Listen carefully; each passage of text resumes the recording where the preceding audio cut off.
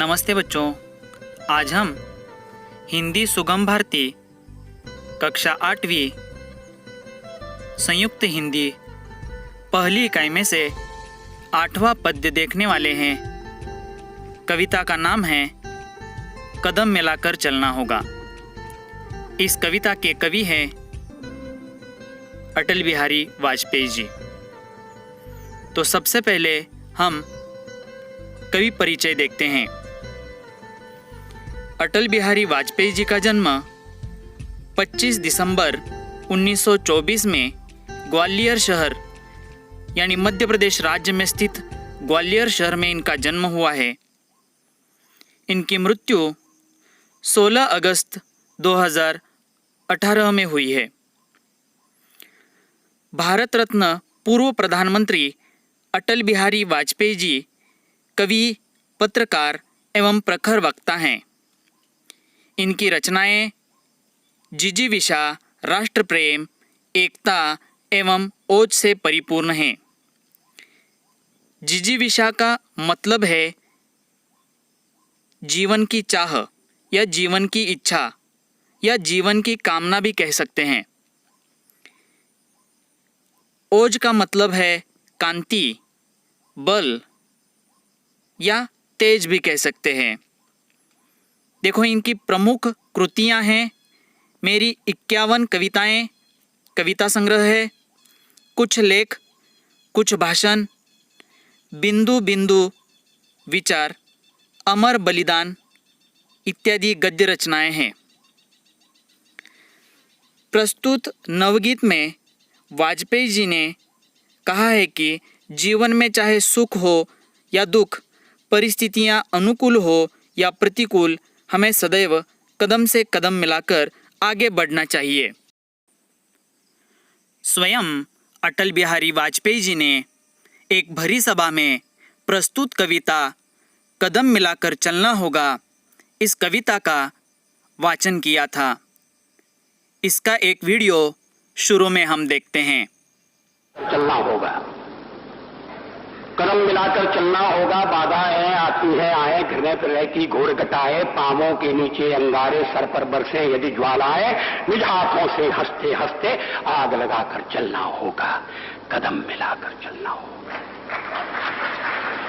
बाधाएं आती है आए, घृणय प्रलय की घोर घटाएं, पांवों के नीचे अंगारे, सर पर बरसे यदि ज्वालाएं, निज हाथों से हंसते हंसते आग लगाकर चलना होगा, कदम मिलाकर चलना होगा।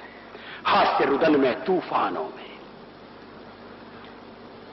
ये शब्दावली पर ध्यान दीजिए। हास्य रुदन में, तूफानों में, अमर संख्यक बलिदानों में, उद्यानों में, वीरानों में, अपमानों में, सम्मानों में, उन्नत मस्तक, उभरा सीना, पीड़ाओं में पलना होगा, कदम मिलाकर चलना होगा। अंधियारे में, उजियारे में, अंधकार में, कलकछार में, बीच धार में, घोर घड़ा में, पूत प्यार में, क्षणिक जीत में, दीर्घहार में, जीवन के शत शत आकर्षक अरमानों को दलना होगा, कदम मिलाकर चलना होगा।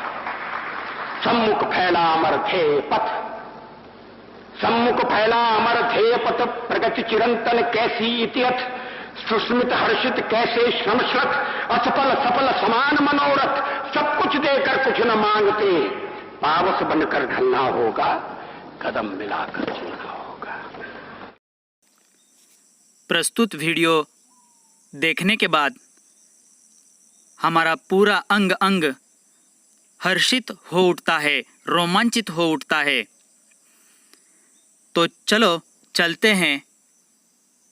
अब हम कदम मिलाकर चलना होगा इस कविता का सरल अर्थ देखते हैं।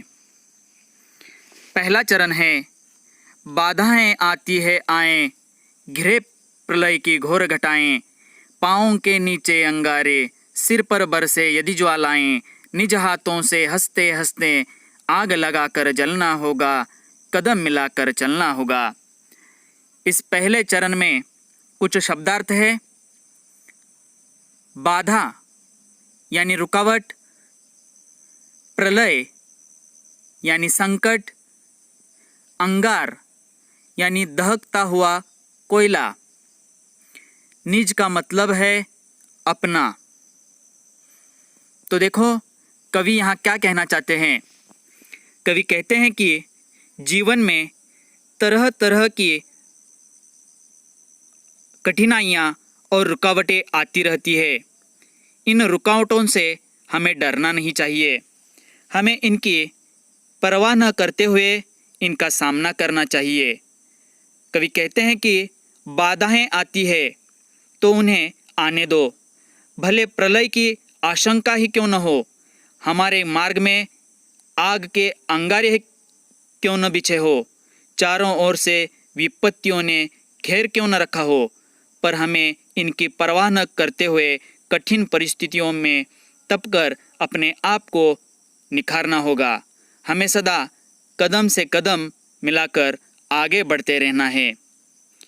देखो कवि दूसरे चरण में क्या कहना चाहते हैं। हास्य रुदन में, तूफानों में, अमर असंख्य बलिदानों में, उद्यानों में, वीरानों में, अपमानों में, सम्मानों में, उन्नत मस्तक उभरा सीना, पीड़ाओं में पलना होगा, कदम मिलाकर चलना होगा। देखो यहाँ कवि क्या कहते हैं। सबसे पहले हम दूसरे चरण में जो शब्दार्थ है उसके बारे में देखते हैं। रुदन, रुदन का मतलब है रुलाई या विलाप कह सकते हैं। असंख्य, असंख्य का मतलब है अनगिनत। उद्यान यानी बाग या बगीचा। वीरान, इसका मतलब है वन या जंगल।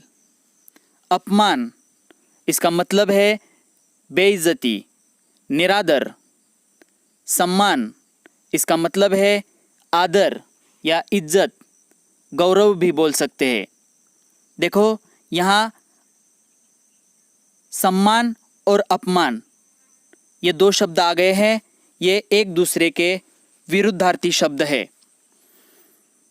देखो अगला शब्दार्थ है उन्नत। उन्नत का मतलब है उच्च या श्रेष्ठ बोल सकते हैं। देखो इस दूसरे चरण में कवि हमें क्या कहना चाहते हैं, क्या बताना चाहते हैं। देखो कवि कहते हैं कि जीवन में परिस्थितियाँ सदा एक सी नहीं रहती। कभी खुशियों का माहौल होता है तो कभी गम का। जीवन में कभी उथल पुथल की स्थिति आ जाती है तो कभी त्याग और बलिदान की आवश्यकता पड़ती है। कभी जीवन में हरियाली ही हरियाली होती है तो कभी उजाड़ और भयावह परिस्थितियों को भी झेलना पड़ता है। जीवन में कभी सम्मान मिलता है तो कभी अपमान भी सहन करना पड़ता है। पर हमें इससे निराश नहीं होना चाहिए। जीवन में इस तरह तरह के उतार चढ़ाव आते ही रहते हैं। अतः हमें जीवन में आने वाले हर प्रकार के कष्टों को सीना तानकर हिम्मत के साथ सहन करना चाहिए। हमें सदा कदम से कदम मिलाकर आगे ही आगे बढ़ते रहना है। देखो कवि आगे तीसरे चरण में क्या कहते हैं। उजियारे में, अंधकार में, कलकछार में, बीच धार में, घोर घृणा में, पूत प्यार में, क्षणिक जीत में, दीर्घ हार में, जीवन के शत शत आकर्षक अरमानों को दलना होगा, कदम मिलाकर चलना होगा। देखो इस तीसरे चरण में कुछ शब्दार्थ है, उनको देखते हैं।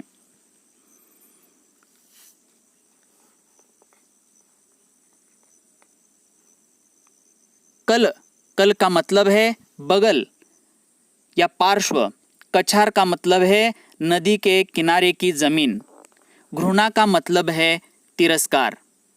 पूत का मतलब है बेटा या पुत्र। अरमान, इसका मतलब है इच्छा या आकांक्षा।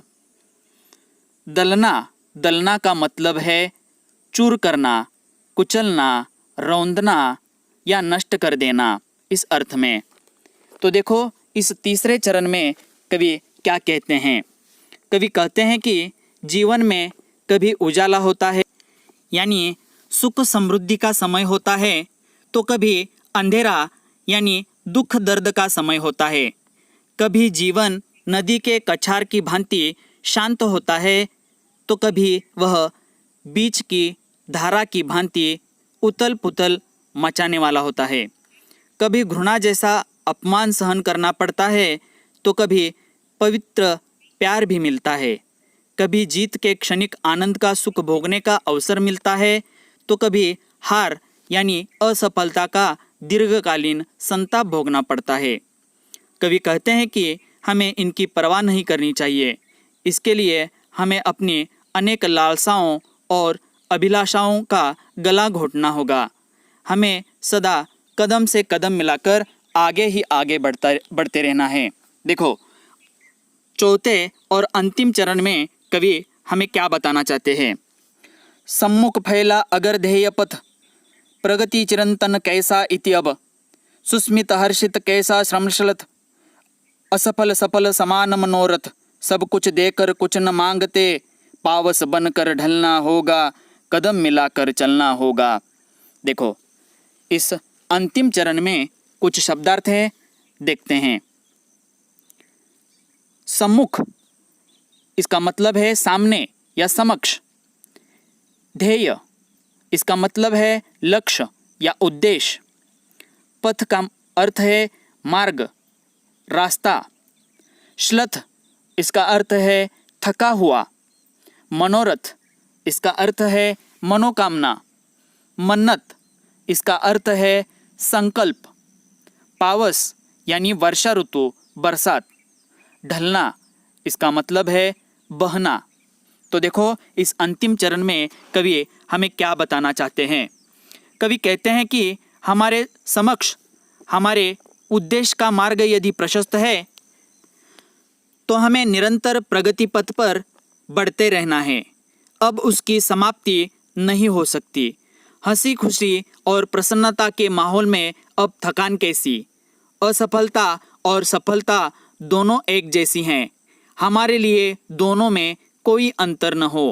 कवि कहते हैं कि हमें पावस के समान सब कुछ निछावर कर देना है और बदले में कुछ नहीं मांगना है। सबको केवल प्यार बांटना होगा। हमें सदा कदम से कदम मिलाकर आगे ही आगे बढ़ते रहना है। आगे मैंने स्वाध्याय दिया है, उसको अपनी कॉपी में लिखना है। धन्यवाद।